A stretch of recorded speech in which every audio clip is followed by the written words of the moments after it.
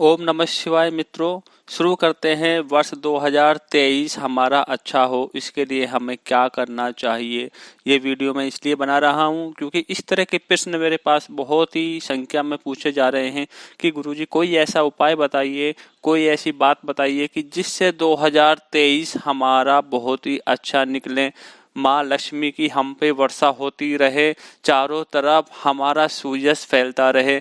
इन सब बातों को ध्यान में रखते हुए ये वीडियो मैं अपलोड कर रहा हूँ। ये वीडियो मैं आपके लिए बना रहा हूँ। नमस्कार दोस्तों, मैं ज्योतिष आचार्य पीके शर्मा यहाँ पे आपको बताना चाहूँगा कि वर्ष 2023 की शुरुआत किस तरह से करनी चाहिए। उससे पहले मैं कहना चाहूँगा कि अगर आप इस चैनल पे नए हैं तो आप सब्सक्राइब कीजिए इस चैनल को, वीडियो को लाइक कीजिए और शेयर कीजिए, जिससे कि आपके मित्रगण भी इस वीडियो को देख करके अपने जीवन को आनंदित कर सकें। क्योंकि इस चैनल का नाम ही कष्टों के मुक्ति है और कष्टों से मुक्ति के इस चैनल को आप सब्सक्राइब कर लेंगे, अपने मित्रों को भेजेंगे तो ये सभी के लिए काफी हद में अच्छा रहेगा और काफी मंगलमय रहेगा। और अगर आप कोई प्रश्न पूछना चाहते हैं तो कमेंट के बॉक्स में जो नीचे लिखा हुआ आता है वहां पे आप कमेंट कर सकते हैं। कमेंट करके आप कोई भी प्रश्न पूछ सकते हैं, जो कि निःशुल्क सेवा उपलब्ध कराई जा रही है। तो मैं यहाँ पे कहना चाहूंगा कि हमें 2023 की शुरुआत अपने बुजुर्गों के आशीर्वाद से शुरू करनी चाहिए, अपने माता पिता के आशीर्वाद से शुरू करनी चाहिए, अपने गुरुजनों के आशीर्वाद से शुरू करनी चाहिए।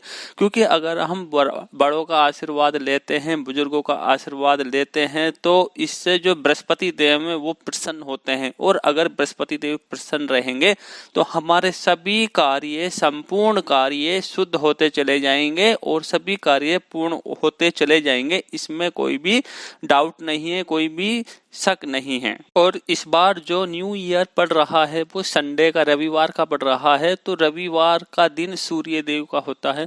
तो मैं यहाँ पे बताना चाहूंगा कि हमें जो शुरुआत है अपने दिन की वो सूर्य भगवान की पूजा अर्चना करके करनी चाहिए। अगर हमारी कुंडली में, किसी की भी कुंडली में किसी भी जाति का व्यक्ति है, किसी भी प्रवृत्ति का व्यक्ति या किसी भी राशि का व्यक्ति है, तो अगर सूर्य कुंडली में प्रबल है तो सभी जो ग्रह हैं वो उसी के अनुसार कार्य करेंगे और उस व्यक्ति का वो कार्य 100% सफल बन जाएगा।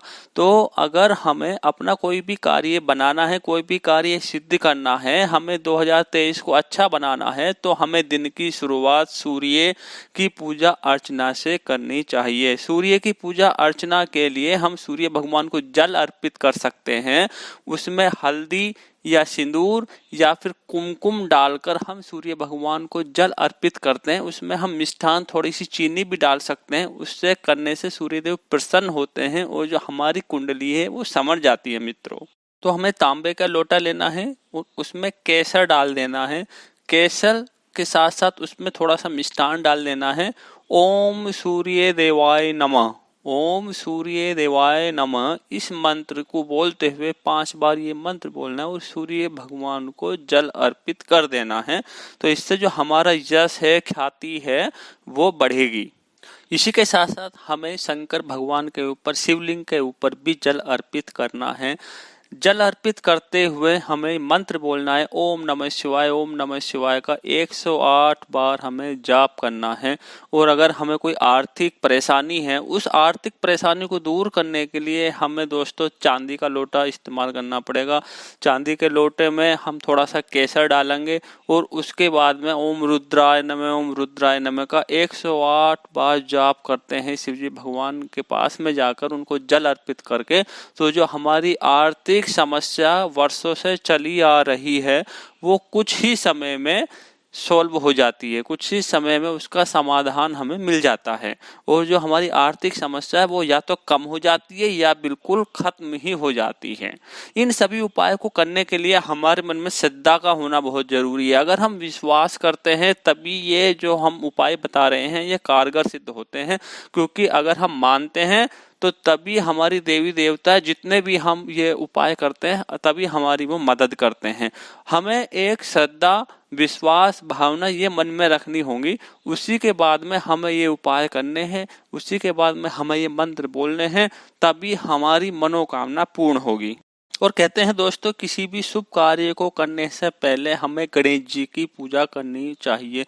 तो मैं यहाँ पे बताना चाहूंगा कि वर्ष 2023 की शुरुआत अगर हम कर रहे हैं, सूर्य भगवान शिव जी भगवान की पूजा के साथ साथ हमें गणपति जी की भी पूजा करनी चाहिए। गजाननम भूत गणाधीशवितम कपित जम्बो फलचारु भक्षणम उमासुतम शोक विनाशकारिकम नमामि विघ्नेश्वर पादि पंकजम का मंत्र हमें बोलना है। कुमकुम का टीका गणेश जी भगवान को लगाना है।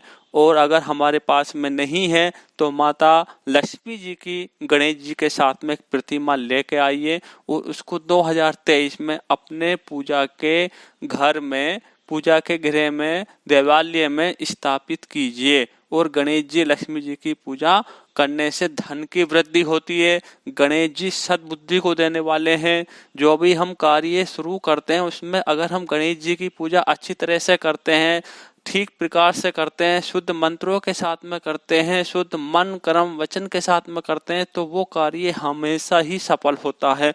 इस वजह से अगर हम 2023 को सफल बनाना चाहते हैं तो हमें माता लक्ष्मी जी की और गणेश जी की पूजा अवश्य करनी चाहिए। क्योंकि अगर हम लक्ष्मी जी की पूजा करेंगे तो माता लक्ष्मी प्रसन्न होकर हम पर धन की वर्षा करती रहेंगी। और अगर हमारे पास में धन आता रहेगा तो हमारे सभी कार्य स्वतः ही सिद्ध होते जाएंगे।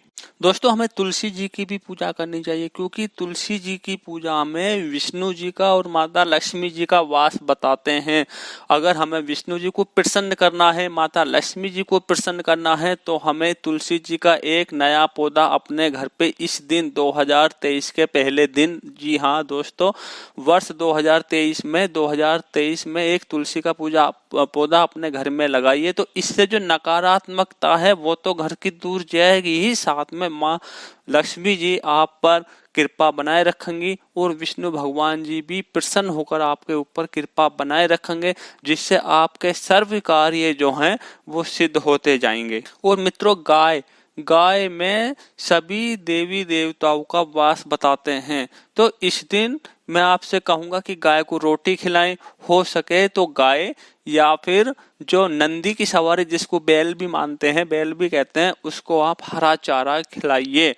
तो इससे जो आपके जो शत्रु हैं वो भी, उनकी जो शक्ति है वो भी कम हो जाएगी। तो मैं यहाँ पे आपको बताऊंगा कि आपको गाय को या बैल को रोटी या हरा चारा खिलाना होगा वर्ष 2023 में। तो आपको पूरा साल 2023 काफी मंगलमय रहेगा। और मैं कहना चाहूंगा, माता अन्नपूर्णा को प्रसन्न करने के लिए आप कम से कम 5.25 किलो गेहूं को गरीबों में दान दें।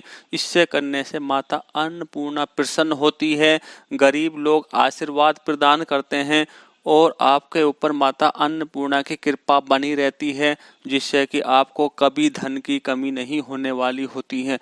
तो मित्रों, इस तरह मैंने आपको बताए हैं ये उपाय। अगर आप इन उपायों को करेंगे तो ये बात 100% पक्की है कि आपका 2023 बहुत ही अच्छा निकलने वाला है। चलिए, मैं आपको यहाँ पे कहना चाहूँगा कि नव वर्ष की आप सभी को हार्दिक शुभकामनाएं। सभी के लिए नव वर्ष 2023 मंगल में हो, खुशियों की बरसात होती रहे, माता लक्ष्मी जी की आप पर वर्षा होती रहे, भोले बाबा की कृपा बनी रहे और सब खुशी पूर्वक बने रहें। ठीक है, नमस्कार दोस्तों, जय माता दी।